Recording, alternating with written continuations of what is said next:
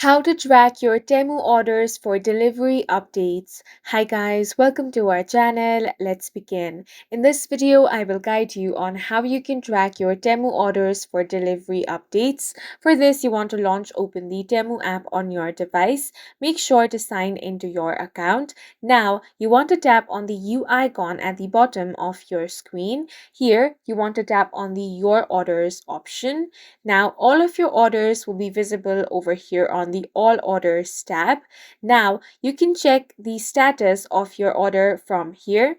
So, if your order is being processed, then you will see that on the Processing tab.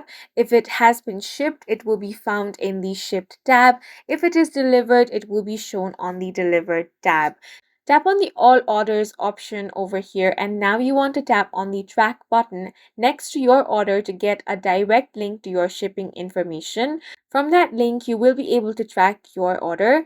If you cannot find your order, then here you want to tap on Self-Service to Find Order option. Now over here, you can enter your phone number, then tap on the Find Order option, or you can also use email address, order ID, or payment information. If you tap on order ID, go ahead and enter that here and tap on the find order option. You can also use your payment information to find your order.